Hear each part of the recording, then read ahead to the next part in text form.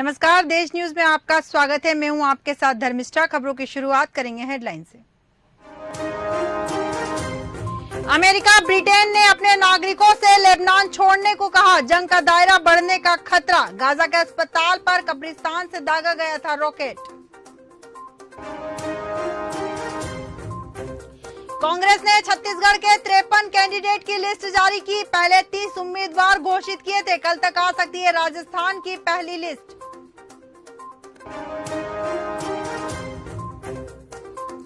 आजम खान पत्नी और बेटे को 7-7 साल की सजा। रामपुर जेल भेजे गए। बोले इंसाफ फैसले में फर्क होता है। अखिलेश ने कहा वो मुसलमान इसलिए सजा। हरियाणा के एमएलए गोपाल कांडा की मुश्किलें बढ़ी। दिल्ली हाई कोर्ट ने ट्रायल कोर्ट का रिकॉर्ड मांगा। एयर होस्टेस गीतिका की मां के सुसाइड केस में सुनवाई। राहुल प्रियंका तेलंगाना के रामप्पा मंदिर पहुंचे। चुनावी रोड शो के बाद जनसभा की। राहुल बोले केसीआर ने घोटालों की लाइन लगा रखी है।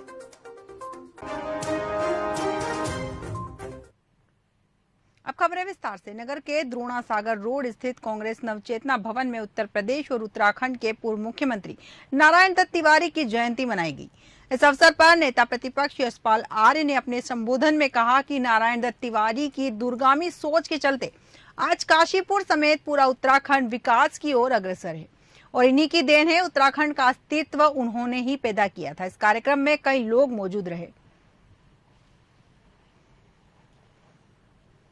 देखिए, नारायण दत्त तिवारी जी किसी एक पार्टी के या किसी विशेष व्यक्ति या किसी विशेष वर्ग के नहीं थे, बल्कि उनकी जो सोच थी वो समस्त पार्टियों को साथ लेकर चलने की थी। और आज यहाँ पर उनकी जयंती के इस अवसर पर इसी सोच के साथ यहाँ आदरणीय जो इसकी हमारी विमला गुड़िया जी जो इसकी संयोजिका हैं, उन्होंने उनकी इसी सोच को जीवंत रूप देने के लिए आज सभी पार्टियों को लोगों को यहाँ आमंत्रित किया। श्रद्धेय नारायण दत्त तिवारी जी महान स्वतंत्रता संग्राम सेनानी,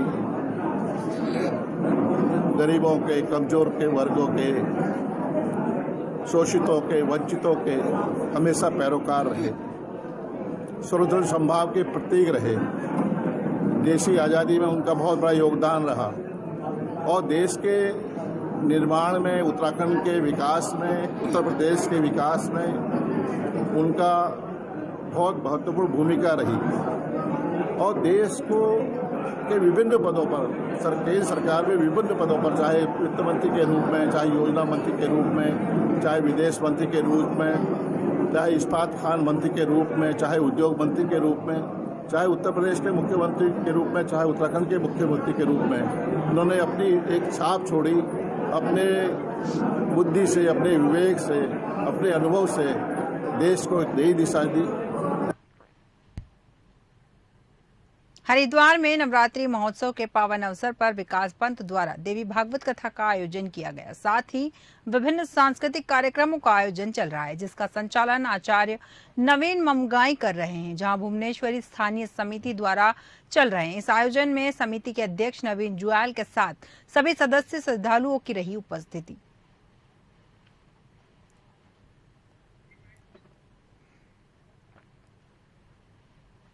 नवरात्र के दौरान शहर से दूर रेणुका माता दरबार में भक्ति का उल्लास छाया रहता है।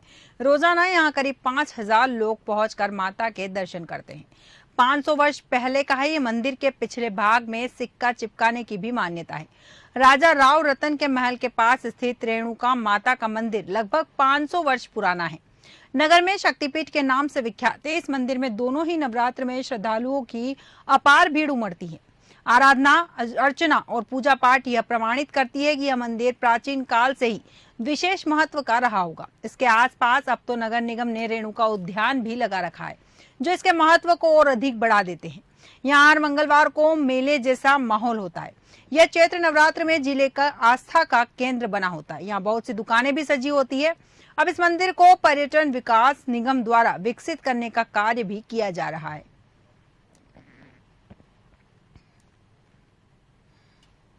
500 वर्ष पुराना माँ रेणुका माता का मंदिर यहाँ पर बुरहानपुर में स्थित है और काफ़ी दूर दूर से यहाँ पर भक्त लोग आते हैं, मध्य प्रदेश, राजस्थान, महाराष्ट्र से। प्रातः 3 बजे से यहाँ पर लोगों का तांता लग जाता है और यहाँ पर काकड़ आरती 5 बजे प्रातः होती है और 10 दिवसीय मेला यहाँ पर लगता है। नवरात्रों के पावन पर्व पर सभी भक्त दूर दूर से यहाँ रेणुका माता मंदिर दर्शन करने पहुँचते हैं।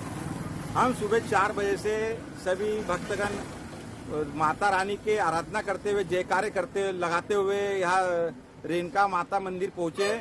सभी ने अपनी अपनी मनोकामना माता को रखी है कि हमारी मनोकामना पूर्ण करे, रोजगार और आरोग्य हमें अच्छी दे मतलब। और जैसे कि हमारा बुरहानपुर में जो बेरोजगारी चाहिए लालबाग में, उसके लिए रोजगार के अच्छा अवसर करे। यहाँ पर जो भी भक्त आता है उसकी मनोकामना पूर्ण होती है और हर अपने मतलब इच्छा लेकर आता है कि कुछ ना कुछ मतलब हमारा जो है हर शांति, हमारा देश और हमारा नगर सब सुख शांति से रहे, यही कामना लेकर आते हैं और ये सारी मनोकामना पूर्ण होती है। जय माता दी, जय माता। Swami Vivekananda health mission society एवं उत्तराखंड जल विद्युत निगम लिमिटेड के सौजन्य से एनीमिया की रोकथाम, नियंत्रण एवं उपचार कार्यक्रम का अगला चरण जनजातीय बहुल 6 ग्राम पंचायतों के 14 ग्रामों से शुरू हो चुका है, जिसका उद्घाटन तीपरपुर गांव में किया गया। इस कार्यक्रम के तहत घर घर भ्रमण कर 6 माह से 5 वर्ष तक के बच्चे एवं सभी आयु वर्ग की महिलाओं का निःशुल्क हीमोग्लोबिन टेस्ट कर एनीमिक पाए गए लाभार्थियों को 6 माह तक आयरन, विटामिन सी की दवाइयां निःशुल्क वितरित की गई। साथ ही 6 माह में एक बार कृमिनाशक अल्बेंडाजोल की दवा भी दी जाएगी। इसके अतिरिक्त समस्त लाभार्थियों को पोषण एवं स्वच्छता संबंधित परामर्श भी दिया जाएगा।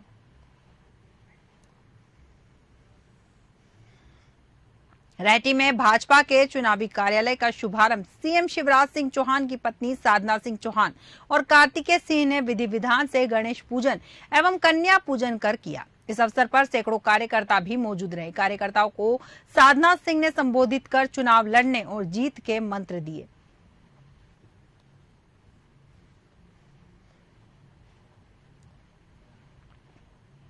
विधानसभा चुनाव से पहले कांग्रेस को विंध्य और बुंदेलखंड में बड़ा झटका लगा। पूर्व विधानसभा अध्यक्ष और कांग्रेस के वरिष्ठ नेता रहे स्वर्गीय सुंदरलाल तिवारी के पोते सिद्धार्थ तिवारी ने बुधवार को प्रदेश भाजपा कार्यालय में मुख्यमंत्री शिवराज सिंह चौहान, प्रदेश भाजपा अध्यक्ष विष्णुदत्त शर्मा की मौजूदगी में बीजेपी की सदस्यता ली। सिद्धार्थ पूर्व विधायक सुंदरलाल तिवारी के बेटे व पूर्व विधानसभा अध्यक्ष श्रीनिवास तिवारी के पोते हैं। सिद्धार्थ को बीजेपी त्योंथर या गुड़ विधानसभा से चुनावी मैदान में उतार सकती है। सिद्धार्थ तिवारी ने कहा कि 1972 में मेरे बाबा ने कांग्रेस की सदस्यता ली थी। मोदी जी के नेतृत्व में भारत नई ऊंचाई को छू रहा है। उन्होंने कहा कि कांग्रेस को केवल कमलनाथ और दिग्विजय सिंह चला रहे हैं। वजह मोदी जी का नेतृत्व है। भारत आज जिन ऊंचाइयों को पिछले 9.5 वर्षों में छू रहा है, अद्वितीय है। विश्व का कोई भी देश हो, कोई भी नेता हो, आज भारत के विकास के सामने नतमस्तक है।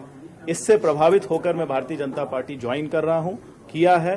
प्रदेश में माननीय शिवराज सिंह चौहान जी के नेतृत्व में जिस तरह से प्रदेश का कायाकल्प हुआ है, विंध्य का कायाकल्प हुआ है, आप खुद 2003 की बंटाधार सरकार की सड़कों से आज की शिवराज सिंह सरकार से तुलना कर सकते हैं और खुद देख लेंगे कि मध्य प्रदेश ने कितना विकास किया है।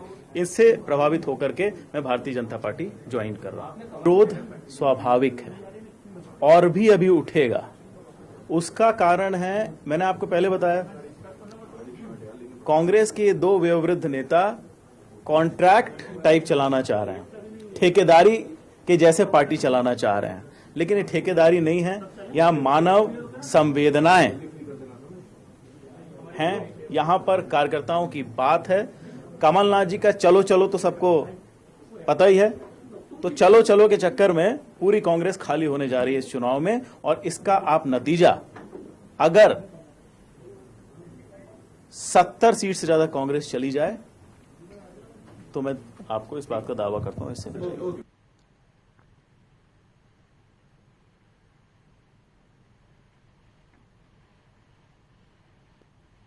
अलीगढ़ के मुस्लिम यूनिवर्सिटी में सर सैयद डे का आयोजन हुआ, जहां रात को डिनर का प्रोग्राम भी रखा गया था, जिससे छात्राएं खाना खाने के बाद फूड पॉइजनिंग की शिकार हो गई और छात्राओं की हालत खराब हुई, जिसके बाद उन्हें मेडिकल कॉलेज इलाज के लिए भेज दिया गया। जिसकी सूचना एएमयू प्रशासन को हुई तो प्रशासन में हड़कंप मच गया और तत्काल टीम को भेजकर जांच करवाने के आदेश दिए। बस खाना खाया था सर सैयद डे का, उसी की फूड पॉइजनिंग हुई है। हम लोग के यहाँ कल फंक्शन था, हॉल फंक्शन, तो उसी में हम लोगों ने खाना खाया था, उसके बाद से बस फूड पॉइजनिंग है। कितने छात्र होंगे तकरीबन इसमें? I am not sure. कितने आपके साथ में तकरीबन इसमें, तो अंदाज़ हो कितने लोग हैं? काफ़ी लोग हैं, लेकिन आई एम नॉट श्योर क्योंकि सब लोग रात में अपने अपने रूम पर थे, तो आई एम नॉट श्योर कि कितने लोग हैं, लेकिन हैं काफ़ी। कुछ नहीं, बस खाना खाकर आई थी, फिर रात को वॉमिटिंग हुई थी और बस पेट में दर्द हुआ, वॉमिटिंग हुई थी बस। कहाँ पर खाना खाया? वैन हॉल में था, बेगम अजीजुन्निसा में। उल्टियाँ शुरू हो गई थी 5:30 बजे से ही। अच्छा, फिर इसके बाद यहाँ पे आ गए, अब आराम में। कहाँ खाना खाया था आपने? रात सर सैयद भी खाना खाया था, वहाँ पे हॉस्टल में ही खाना खाया था। रात में ही 2 बजे से ही सब लोग आना शुरू हो गए मेडिकल। भोपाल में भाजपा कार्यालय में प्रेस कॉन्फ्रेंस रखी गई, जिसमें मुख्यमंत्री शिवराज सिंह चौहान और प्रदेश अध्यक्ष वीडी शर्मा मौजूद रहे। बता दें कि इस दौरान कई कांग्रेसी नेताओं ने भाजपा ज्वाइन की। साथ ही मीडिया से बात करते हुए सीएम शिवराज ने कांग्रेस पर तंज कसा और कहा, कमलनाथ ऐसे काम करते ही क्यों हैं कि गाली खानी पड़े। वहीं वीडी शर्मा ने सिद्धार्थ तिवारी के भाजपा में शामिल होने पर बधाई दी।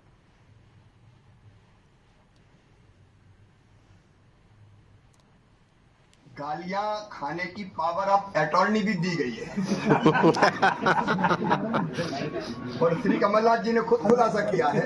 मेरे आगे खड़े हो। गाली खाने की पावर ऑफ अटॉर्नी दिक्कत हो रही, उन्होंने दिग्विजय सिंह जी को दे रखी, जो अभी तक वैलिड है। अब मैं कमलनाथ जी से पूछना चाहता हूँ कि ऐसा काम ही क्यों करते हो कि गाली खाना पड़े, और गाली खाना पड़े तो खुद ना खाए, दूसरे को पावर ऑफ अटॉर्नी दे दे। ऐसे ही सरकार चलाने की पावर ऑफ अटॉर्नी भी इन्हें श्री दिग्विजय सिंह जी को ही दे रखी थी। उनके परिवार के हमारे अभिन्न अंग और जो लोकसभा का चुनाव जिन्होंने रीवा विधानसभा से लोकसभा से लड़ा, भाई सिद्धार्थ तिवारी जी जो एक खिलाड़ी के साथ उस क्षेत्र के बिंद की राजनीति के आधार स्तंभ के तौर पर जिन्होंने काम किया है, ऐसे आदरणीय तिवारी जी के पोते गए हैं, तिवारी जी के हमारे पोते आज सिद्धार्थ तिवारी जी भारतीय जनता पार्टी में, भारतीय जनता पार्टी के नेतृत्व के प्रति माननीय प्रधानमंत्री नरेंद्र मोदी जी, हमारे मुख्यमंत्री माननीय शिवराज सिंह चौहान और भारतीय जनता पार्टी के प्रति उन्होंने आस्था आज व्यक्त की है। मैं उनका भारतीय जनता पार्टी के परिवार में बहुत स्वागत करता हूं, बहुत बहुत अभिनंदन करता हूं। जनपद रुद्रप्रयाग में जन सुनवाई कार्यक्रम आयोजित हुआ, जहां 1 दिवसीय दौरे पर पहुंचे एकल सदस्य समर्पित आयोग के अध्यक्ष बीएस वर्मा मौजूद रहे, जिसमें जनप्रतिनिधियों और संबंधित अधिकारियों द्वारा प्रतिभाग किया गया।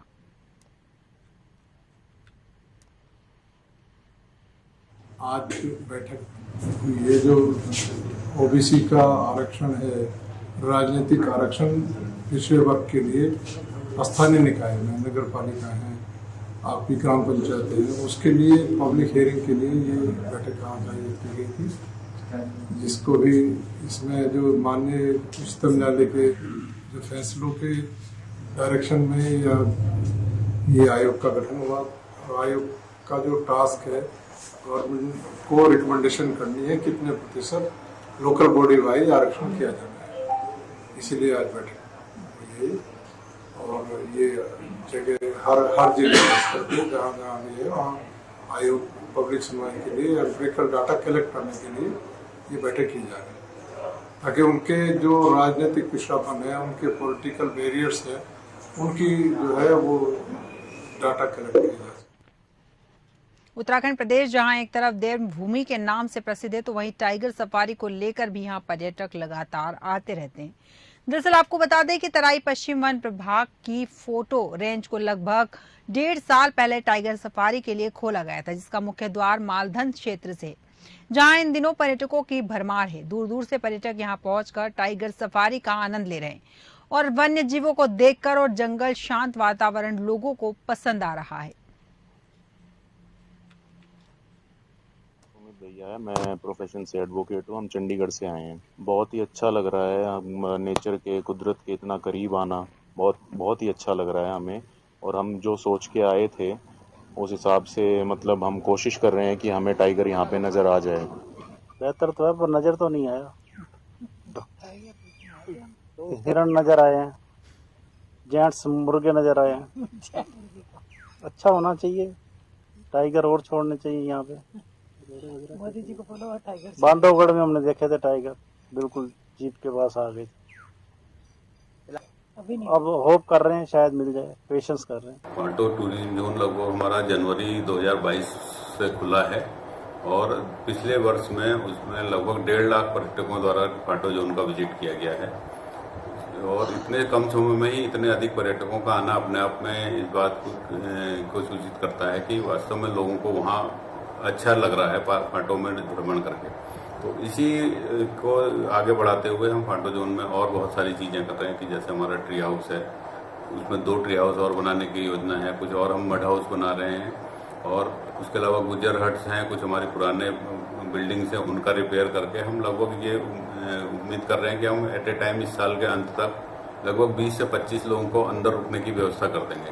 जिससे ये रहेगा कि जो हमारा कॉर्बेट पार्क है उसके ऊपर जो टूरिज्म का बहुत ज़्यादा बोझ है उससे काफ़ी कुछ उसमें वहाँ से जो लोग हैं उसमें अगर उनको वहाँ जहाँ नहीं मिल पाता तो वो हमारे पांटो की तरफ आएंगे और हमारा भी जोन तेजी से बढ़े। जनपद में वारंटी वांछित अभियुक्तों की गिरफ्तारी के लिए चलाए जा रहे अभियान के क्रम में पुलिस टीम द्वारा विशेष अभियान चलाकर वारंटी अभियुक्तों के संभावित ठिकानों पर दबिश दी गई, जिसके फलस्वरूप निम्नलिखित 2 वारंटी अभियुक्तों को अलग अलग स्थानों से पकड़ा गया। वहीं वाहनों की चेकिंग अभियान के दौरान पुलिस टीम ने 2 संदिग्ध को पकड़ा, जिनके पास चाकू बरामद हुए।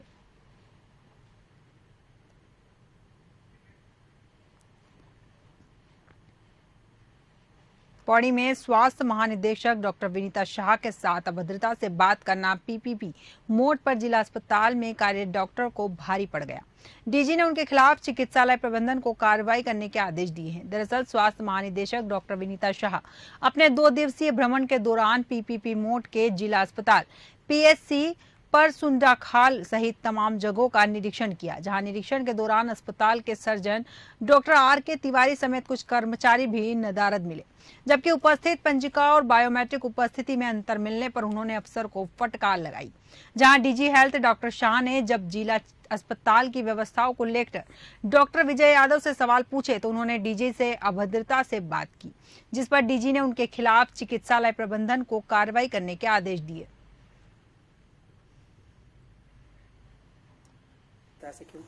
पौड़ी अस्पताल में काफी समस्याएं मुझे मिली और कुछ चिकित्सकों का व्यवहार भी मुझे उचित नहीं पाया गया, जिसके लिए मैंने संबंधित को निर्देशित किया और सीएमओ को मैंने और सीएमएस को 10 दिन में सुधार लाने के लिए कहा है, नहीं तो उनको नोटिस दिया। रुद्रप्रयाग विधानसभा क्षेत्र में आधी से अधिक सड़कें 20 से 25 सालों से जर्जर स्थिति में थी। स्थानीय जनता भी लगातार सड़कों के सुधारीकरण को लेकर आवाज उठाती रही। इन सभी सड़कों का गंभीरता से संज्ञान लेते हुए स्थानीय विधायक भरत सिंह चौधरी के अथक प्रयासों से धीरे धीरे 18 सड़कों का सुधारीकरण व डामरीकरण कार्य शुरू किया जा रहा है। इससे जनता को यातायात हेतु सुविधा मिलेगी।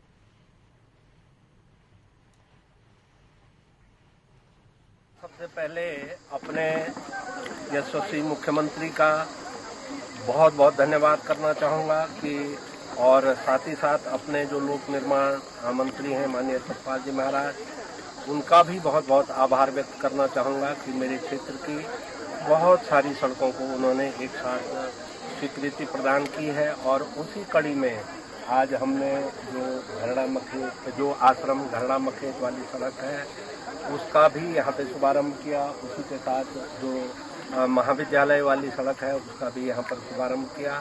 और क्षेत्र की जनता लंबे समय से इन सभी सड़कों के डामरीकरण की मांग करती आ रही थी। दोनों सड़कों का डामरीकरण आज यहाँ पर आज यहाँ पर प्रारंभ होगा। उसके लिए मैं क्षेत्रवासियों को बहुत बहुत बधाई देना चाहता हूँ।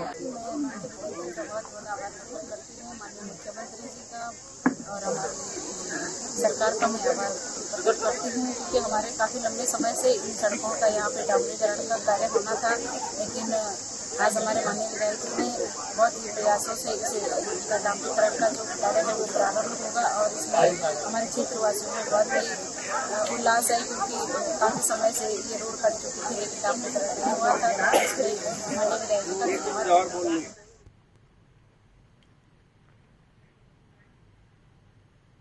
खबरों में फिलहाल इतना ही। बने रहिए देश न्यूज के साथ। नमस्कार।